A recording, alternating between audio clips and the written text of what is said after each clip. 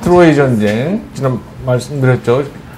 이제 전쟁은 한 국가만 하는 게 아니고 여러 국가들끼리 하는 거기 때문에 한 나라만 이름을 붙여서 하는 거는 그거는 이제 이긴 나라의 강권에 의해서 붙여진 이름이다라는 그런 말씀을 드렸었습니다. 그래서 지난 시간에 말씀드렸던 거는 이 테티스라는 여신이 굉장히 아름다웠고 지혜가 뛰어났기 때문에 신들의 제왕인 제우스하고 바다의 신 포세이돈이 사랑을 하게 됐죠. 그런데 이 테티스라는 여신으로부터 태어난 자식은 그 아들이 이 아버지를 쫓아낸다라는 그런 신탁이 있었기 때문에 제우스나 포세이돈 둘 다 이 테티스라는 여신과 결혼하기를 꺼려합니다. 하지만 테티스를 그냥 둘 수가 없었기 때문에 별 볼 일 없는 사람을 하나 좀 찾아야겠다 해서 찾은 게 이제 펠레우스라는 사람을 찾았죠. 그래서 테티스하고 펠레우스 결혼식에 많은 신들이 초대를 받았지만 불화의 여신인 에리스는 초대를 받지 못했습니다. 하지만 에리스가 결혼식 소식을 어떻게 알고 왔죠. 이렇게 결혼식장에다가 선물을 하나 줬는데 어떤 내용이냐면 황금사과였어요. 황금사과 속에 쓰여진 내용이 가장 아름다운 여신에게 이 황금사과를 바친다라고 이제 한 거를 이 파티장에 떨고 놓고 갑니다. 그러니까 이제 거기 자리에 있었던 내노란 여신들인 헤라와 아테나, 아프로디테. 헤라는 이제 가정을 지키는 여신이고 아테나는 지혜와 전쟁에 대한 여신이고 아프로디테는 사랑의 신이잖아요. 그래서 이 세 여신이 서로 자기가 황금사과의 주인이다라고 주장을 합니다. 그 말은 이제 곧 자기가 가장 아름다운 여신이다라는 걸 이제 하는 거죠. 그러니까 이제 그 결판을 제우스한테 이야기해달라고 하니까 제우스는 누구의 편도 들지 않습니다. 그래서 찾아낸 것이 양치기였던, 그 당시에 양치기 신분이었던 파리스라는 사람한테 가서 그 황금사과의 주인이 누구냐라고 이제 결판을 내달라라고 해랍니다. 그게 이제 파리스의 심판이라는 건데, 그래서 이제 각각 이 세 명의 여신이 이 파리스를 찾아가서 이야기를 합니다. 누가 황금사과의 주인이 될 거냐 하니까 파리스가 조건을 내밀죠. 그러니까 헤라한테는 당신은 뭘 줄 겁니까 저한테? 그렇게 얘기하니까 부와 명예를 주겠다. 뭐 이렇게 이야기를 했고, 아테나는 전쟁에 나가서 이길 수 있는 지혜와 용기를 주겠다고 그랬고, 아프로디테는 세상에서 가장 아름다운 여인을 주겠다. 이렇게 조건을 내 겁니다.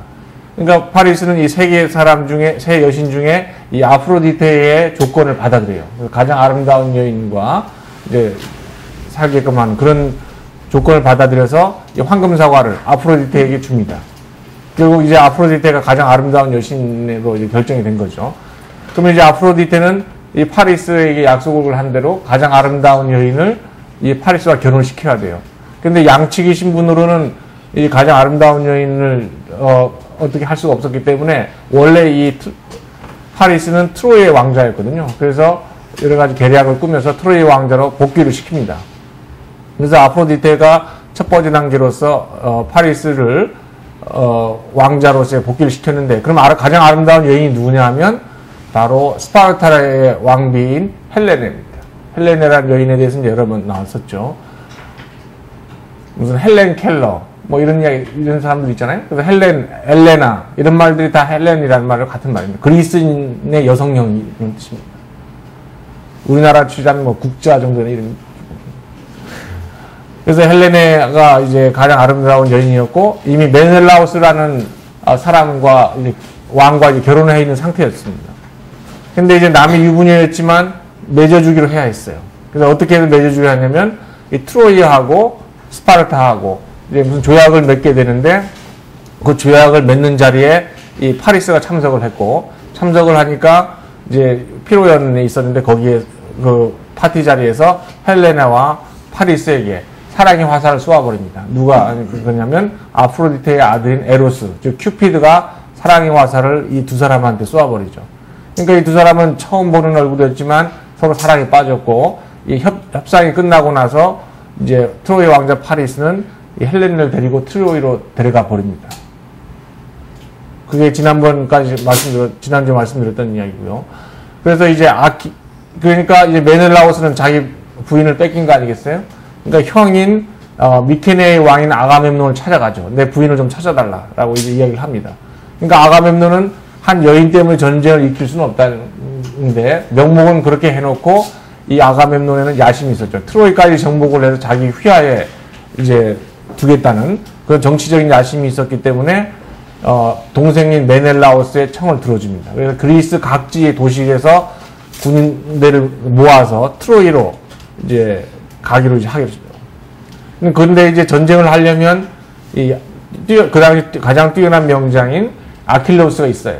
근데 이 아킬레우스가 누구냐면 처음 이런 거에 시발이 된 테티스와 펠레우스의 아들입니다.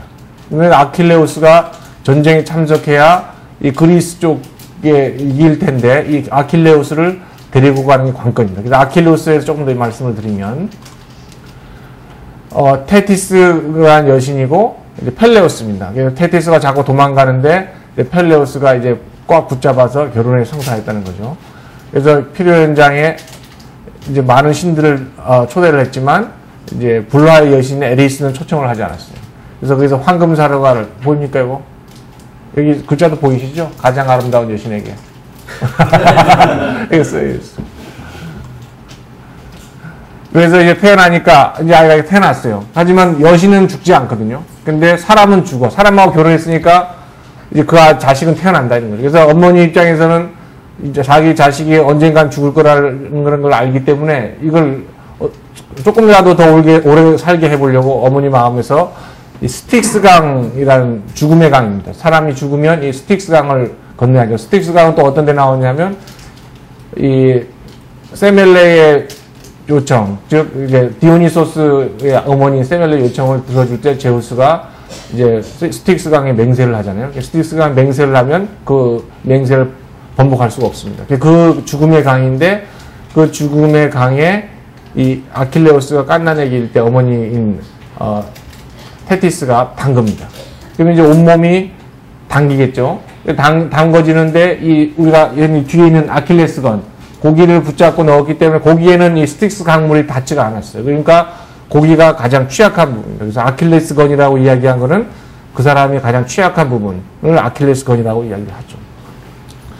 그래서 이제 이런 식으로 해서 몸을 강화를 시켰고 또 이 켄타우로스족 중에 현자가 케이론이라는 현자가 있었습니다. 켄타우로스족은 상반신은 사람이고 하반신은 말인데 그 중에 케이론이라는 사람만이 이제 현자여서 교육을 시킬 수 있고 또 굉장히 똑똑한 사람이고 나머지는 대부분 악당으로 나옵니다. 그리스의 도자기에 나온 그림이고 그래서 아킬레우스를 이제 교육을 시키는 그런 장면이죠. 그 다음에 이건 현대 그림인데 이제 이런 리라를 통해서 음악도 가르치고 있습니다. 제가 이 그림을 볼 때마다 이 켄타우로스의 성기는 어디 있을까 항상 고민을 하게 되는데 이런 구조면은 잘 뛰지 못하지 않겠어요? 이런 구조가 더 맞지 않겠느냐 뭐 이런 생각도 하고 그랬습니다. 여기서 보면은 이제 어떤 여인을 켄타우로스 쪽이 이제 납치하는 장면입니다. 이게 뭐냐면 나중에 말씀드리지만 헤라클레스의 부인인 데이아네이라고 이 사람은 네소스라는 이제 그 켄타우로스 쪽일 겁니다. 그래서 이런 대개는 나쁜 짓을 많이 하지만 이렇게 좋은 일을 하는 케이론이라는 현자가 있었다는 겁니다. 그래서 케이론으로부터 무공도 배우고 음악도 배우고 다재다능한 그런 면을 교육을 많이 받습니다. 그래서 이제 전쟁이 일어나야 되는데 이 각 도시의 지역에 있는 사람들이 미케네가 있고 스파르타가 있는데 스파르타에서 이 트로이로 이제 데리고 가버렸잖아요, 부인을. 그러니까 여기 있던 스파르타에 있던 동생 메넬라우스는 이 미케네에 있는 형한테 내 마누라 좀 찾아달라 이렇게 해서 호소를 하니까 이 미케네의 왕 아가멤논은 이미 이 지역을 굉장히 다 장악하고 있었지만 이 바다 건너 이 트로이까지 장악을 하고 싶었던 겁니다. 그래서 명목은 이제 제수씨를 구하러 간다라는 명목이지만 실은 이 패권을 다 차지하기 위한 그런 걸로 해서 다 그런 거죠. 그래서 뭐 약간 신화에 관계된 얘기지만 전쟁의 목적은 크게 두 가지가 있습니다. 하나는 영토를 정복하려고 하는 그런 목적이 있고 하나는 약탈을 목적으로 하는 정복이 있습니다. 그래서 고대의 전투는 대부분이 약탈을 목적으로 한 전투가 많습니다. 전쟁이. 왜 그러냐면 영토를 빼앗으려고 그러면 영토를 지배할 사람을 보내야 되잖아요. 그런데 고대에 갈수록 사람이 많지가 않기 때문에 그런 관리를 한다든지 그런 게 굉장히 어려운 상황이었기 때문에 대개는 겁을 줘서 약탈을 해오고 매년 조공을 받아오는 그런 전쟁이 굉장히 많습니다. 로마 이전까지는 대부분 그런 전쟁이죠. 어쨌건 어떤 권력과 부를 탐하는 아가멤논이 트로이를 점령을 하고 싶었습니다. 정복을. 그런데 꼭 필요한 사람이 아킬레우스가 필요한 거죠. 아킬레우스는 이제 그리스식 이름이고 아킬레스는 영어식 이름인데, 그래서 이 예언자가 이야기하기를 이 아가멤논에게 아킬레우스의 힘이 필요하다. 그래서 영화에서는 이제 뿌띠아라는 지역에 가서 이제 훈련을 하고 있는 아킬레우스를 설득해서 데려오지만 실제 이 신화에서는 여기입니다. 자, 미케네가 여기 있고 이 뿌띠아가 여기 있어요. 스키로스 섬이라는 데가 여기 있습니다. 그래서 이제 우리 그 유명 오디세이라 있잖아요. 오디세우스는 이제 이타키란 조그만 섬나라가 있는데 이 섬나라의 왕이었어요. 근데 이 아가멤논을 싫어했습니다. 근데 작은 나라의 왕이니까 이 미케네의 왕 아가멤논에게 잘못 보이면 공격당해서 초토화될 수도 있잖아요. 그래서 전쟁에 나가는 게 싫고, 그래서 이 오디세우스가 어떤 꾀를 부르냐면 자기 좀 정신줄을 놓은 것 같이 미친 척 하고 있었던 거예요. 그래서 근데 이제 미케네에서 파견된 사람이 이 이타케로 가봤더니 오디세우스가 왕인데 가서 밭을 갈고 있었던 겁니다. 그러니까 나 정신 나간 식으로 해서 그것도 뭐 왔다리 갔다리 하면서 막 미친 척 하고 이제 하고 있는데 이때 이쪽 파견 나간 사신이 어떤 꾀를 부렸냐 하면 이 오디세우스의 아들 텔레마코스를 이제 반이랑 가는 그 앞에 딱 앉혀놔요. 그러니까 아무리 진짜로 미친 것도 아닌데 미친 척 하고 있었던 거 아니겠어요? 그러니까 애가 있는 데를 갈 땐 거기가 피해가고, 그럼 또 사신이 또 거기 애를 밭 가는 그 길에 딱 놓으면 또 피해가고, 이렇게 보니까 당연히 미친 게 아니라는 게 증명된 거 아니겠어요? 그래서 오디세우스를 설득을 합니다. 그러니까 할 수 없다, 이제 운명을 따라하겠다 해서 오디세우스가 미케네에 갔더니 이 아가멤논의 명령이 뭐였냐면 아킬레우스를 데려와라. 걔 안 데려오면 우리가 이길 수가 없다. 그렇게 해서 아킬레우스를 데려오는데 영화에서는 이 뿌띠아에서 이제 있는 아킬레우스를 데려오는 걸로 되어 있잖아요. 근데 실은 신화에서는 이 스키로스 섬으로 있는 아킬레우스를 데려옵니다. 왜 스키로스 섬이 있게 됐냐면 이 아킬레우스의 어머니인 이 테티스는 자기 아들이 죽을 거라는 걸 알고 있었어요. 전쟁에 나가면.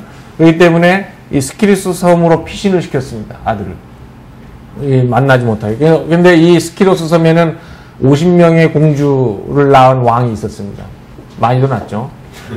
그래서 이 아킬레우스를 여장을 시켜서 이 50명의 공주들하고 같이 지내게 한 거예요. 그래서 이제 어쨌건 그 소식을 들어서 오디세우스가 이 스키로스 섬까지 갔는데 여자들만 있고 남자들은 없는 겁니다.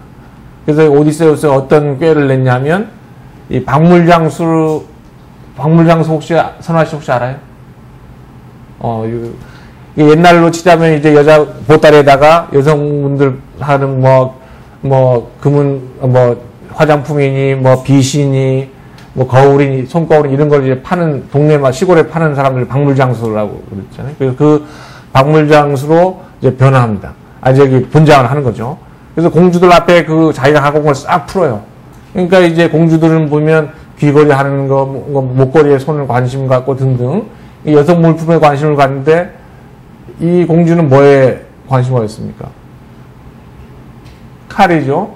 그래서 이건 당연히 걸린 겁니다. 이제 남자니까 아킬레우스니까 이제 칼에 관심을 가진 거죠. 이 무공에 다져진 이 종아리를 보십시오.